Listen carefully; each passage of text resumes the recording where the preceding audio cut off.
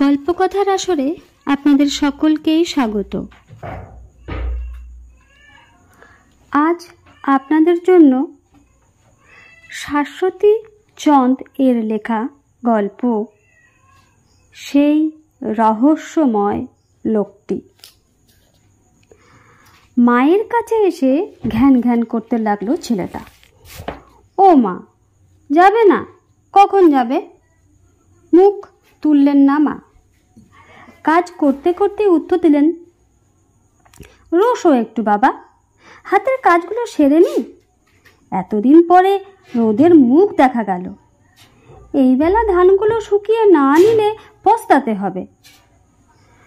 আকাশের মসজিদ তো ঠিক নেই, হয়তো কালই আবার জল ঢালতে শুরু করবে। ছেলেটা বসে থাকে উঠোনের কোণের শিউলি গাছটার নিচে। বর্ষার জল পেয়ে ঝুপসো হয়ে যাওয়া পাতার ফাঁক গলে চিরল চিরল রোদ্দুর এসে পড়ে কচি মুখে। একটা সরু কঞ্চি কুড়িয়ে পেয়ে সেটা নিয়ে ধুলোর ওপর আঁকিবুকি লেখে।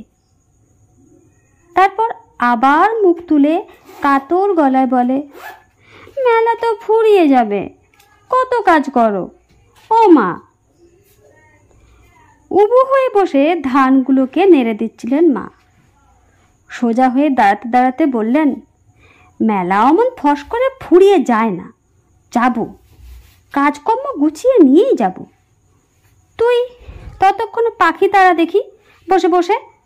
হতচ্ছাড়া কাক শালিকে জ্বালায় তো কিচ্ছুটি রোদে দেওয়ার জো নেই। মা ঘরের দিকে চলে যান। ছেলেটা বসেই থাকে। দুটো শালিক ধানের লোভে উড়ে এসে তার হাতের কঞ্চির দিকে ভয়ে ভয়ে তাকাচ্ছে দেখতে পায়। তবু হুশ করে তাড়া দিতে মন চায় না। উঠে বাইরে যায়। শালিকরা মহানন্দে ধানের ভোজ শুরু করে। বর্ষার জল পেয়ে এলোমেলো আগাছা গজিয়ে ঢেকে দিয়েছিল বাড়ির চারপাশ। বাবা সেগুলোই পরিষ্কার করতে ব্যস্ত ছিলেন, হাতে কাস্তে নেই। ছেলেটা এগোতেই ধমকে উঠলেন, এখানে এসেছো কেন? সাপ কোপ বেরোয় কিনা বেরোয় তার ঠিক নেই, যাও ঘরে যাও। নেভা গলায় বলে ছেলেটি, মেলায় যাবে না বাবা? যাব যাব, সকাল হতে না হতে মেলার আবদার করতে এসেছ। তোমার আর কি, নিচে বেড়ালেই হলো। ঘরে গিয়ে অঙ্ক নিয়ে বসো, সময় হলেই মেলায় যাওয়া হবে। সকাল সকাল বই কি, সূর্যি ঠাকুর মাথার উপর চড়ে বসেছেন, এখনো নাকি সকাল। বড়দের তো এই সুবিধা, যা খুশি বলে দিলেই হলো। পিঁপড়ের ঢিবি মারিয়ে দিয়েছিল প্রায়। লাফ দিয়ে সরে এলো ছেলেটা। ব্যস্ত পিঁপড়েরা ঢিবি থেকে বেরোচ্ছে, ঢুকছে, এদিক ওদিক হাঁটছে। উবু হয়ে বসলো ছেলেটা। বলল, কি রে, তোরা মেলায় যাবি না? তোদের বাবা মারা নিয়ে যাবে না বুঝি? আর তুই সুপোকা, এমন কুটুর কুটুর করে হাঁটলে মেলায় যেতে 3 মাস লেগে যাবে, বুঝলি? এমন সময় ভিতর থেকে মা ডাকলেন গলা তুলে। দৌড়ে ঘরে গিয়ে মাকে জড়িয়ে ধরল ছেলেটা। ও মা, চলো না মেলায়, রোজ তো রান্না করো, একদিন রান্না না করলে কি হয়? শোনো কথা পাগল ছেলের, রান্না না করলে খাবি কি? একদিন না খেলে কি হয়? মেলাতেই তো কত কিছু পাওয়া যায়, জিলিপি, রসগোল্লা, বেগুনি, পাঁপড় ভাজা, ওগুলোই খেয়ে নেব। দূর বোকা, ওগুলোতে কি পেট ভরে না পোষটাই হয়? ডাল ভাত নেমে গিয়েছে, আলু ভাজা গরম গরম করে দেব। স্নান সেরে আয়, আমি তোকে খেতে বসিয়ে দিচ্ছি।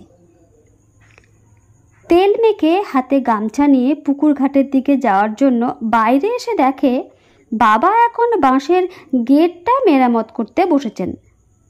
তাকে দেখে বললেন, আমি দড়িটা দিচ্ছি, তুই ওদিক থেকে ফিরিয়ে ফিরিয়ে দে তো। বাবাকে হাতে হাতে সাহায্য করে পুকুর ধারে এলো ছেলেটা। ঘোলা জল দুপুরের রোদেও অন্ধকার হয়ে আছে। একটা পানকৌড়ি উড়ে গেল জল ছুঁয়ে। পুকুরের মাঝখানে এক কঞ্চির ওপর ধ্যানস্থ হয়ে বসে আছে এক মাছরাঙা। চারিদিক বড় নিস্তব্ধ। হঠাৎ গলা উঁচু করলো ছেলেটা। দাসপাড়ার কানু না? আরে বিল্লু, সুবীর, শান্তুও আছে সঙ্গে। চিৎকার করলো ছেলেটা, মেলায় যাচ্ছিস তোরা?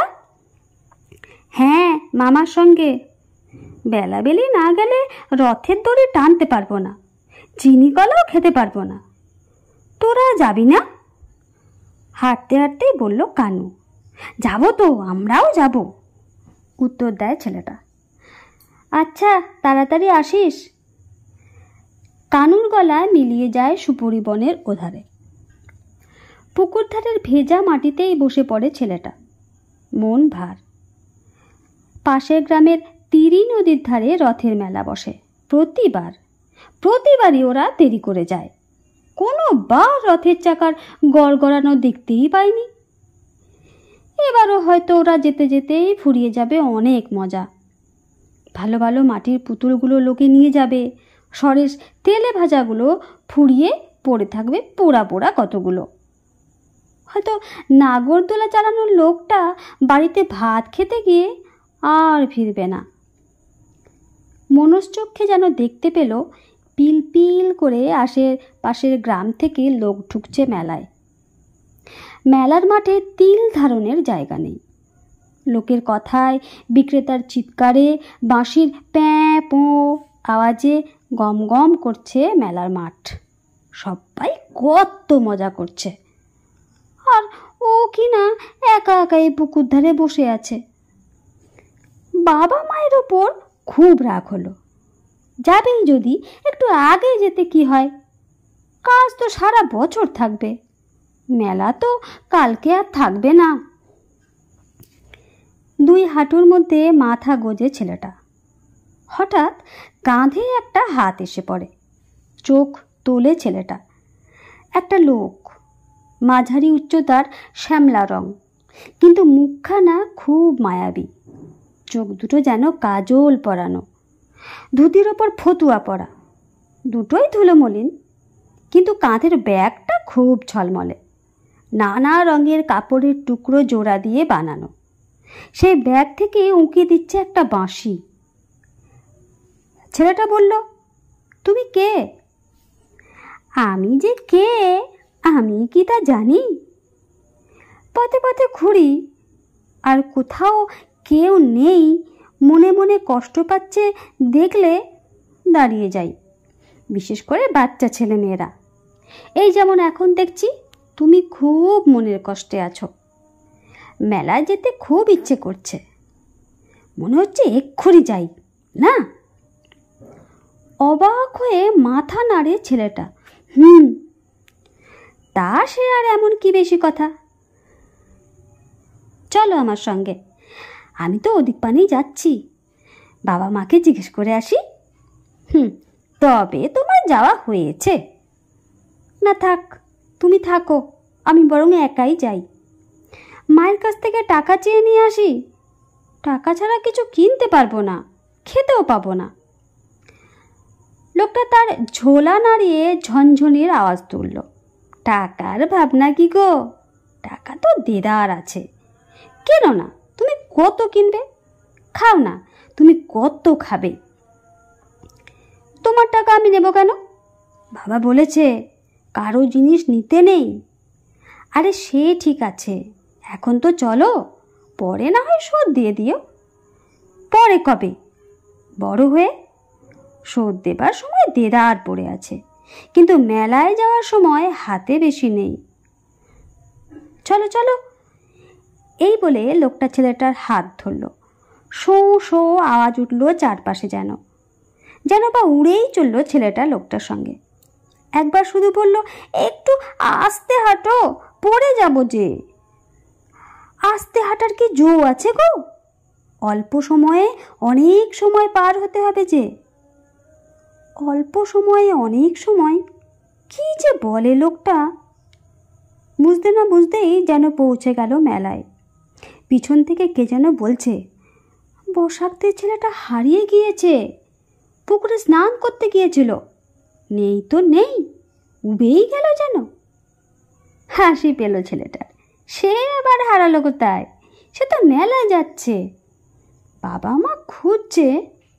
খুঁজুক, যখন বলেছিল মেলায় নিয়ে যেতে কেউ শুনলই না। এখন কেমন মজা করে মেলায় ঘুরবে। তা মজাও তো হলো বই কি। পুতুল নাচ, নাগরদোলা, বেছে বুঝে এক জোড়া সেপাই পুতুল কিনল মাটির। দাম মেটালো লোকটাই। ছেলেটা বলল, হিসেব রাখছো তো? হ্যাঁ গো হ্যাঁ, নিশ্চিন্তে থাকো। আর কি চাই বলো? লাজুক মুখে হাসলো ছেলেটা। হাত তুলে দেখালো মস্ত মস্ত তেল ভর্তি কড়াইতে তরল সোনা পড়ছে পাকে পাকে। ভেসে উঠছে গরম জিলিপি। ঠোঙা ভর্তি জিলিপি নিয়ে বসলো ছেলেটা বটগাছটার তলায়। জিলিপিতে কামড় দিল। বাঁশিতে সুর তুলল লোকটা। সে যে কি অপূর্ব সুর! শুনতে শুনতে ঘোর নেমে আসে। কাত হয়ে শুয়ে পড়ল ছেলেটা মাটিতে। আধ কামড়ালো জিলিপি হাতেই ধরা। মা এসে ঘাড় ধরে ঝাঁকান। কি ছেলে রে তুই, একা একা এত দূর চলে এলি? ভাবনা চিন্তায় আমাদের বুকের রক্ত জল হয়ে গিয়েছে। ঘোর ভাঙা চোখ তুলে বলল ছেলেটা, একা তো নই, ওই লোকটা তো ছিল সঙ্গে। কোন লোক? ওই যে ধুতি পরা, কাঁধে ঝোলা, বাঁশি বাজায়। কিন্তু মেলা শুদ্ধ লোক সাক্ষী দিল অমন কেউ ছিল না তার সঙ্গে। খোকা তো বিলকুল একা একা ঘুরছিল। সবাই এক বাক্যে বলল। জিলিপিওয়ালা বলল, একাই ছিল খোকা, জিলিপি কিনল, কিন্তু একা একা কথা বলে যাচ্ছিল। তাই তো এত ভিড়ের মধ্যেও খোকার কথা মনে আছে। শিউরে উঠে মা জড়িয়ে ধরলেন ছেলেকে। কোনো অপদেবতার পাল্লায় পড়েছিলি?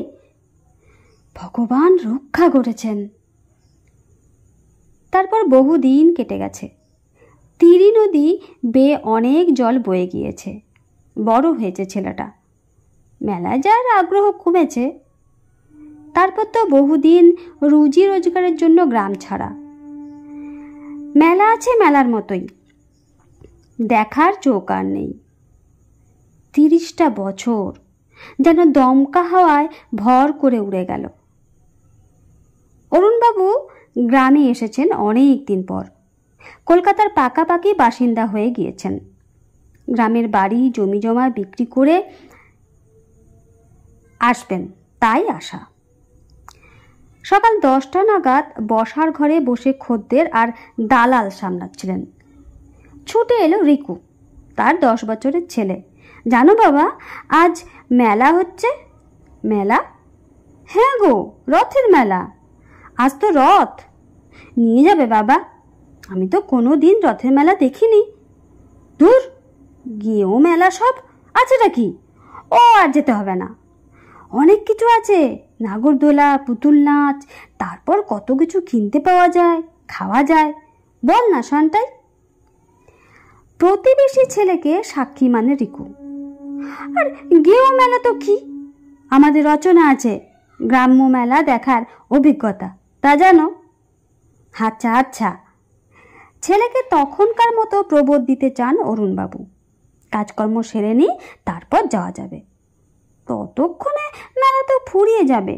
ও বাবা, দূর, মেলা অত ফস করে ফুরিয়ে যায় না।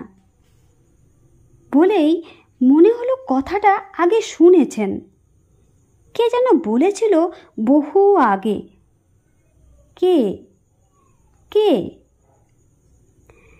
এরপর অনেকবার তাগাদা দিয়ে গেল রিকু, কিন্তু বিষয় কাজে ব্যস্ত বাবার সময় হলো না।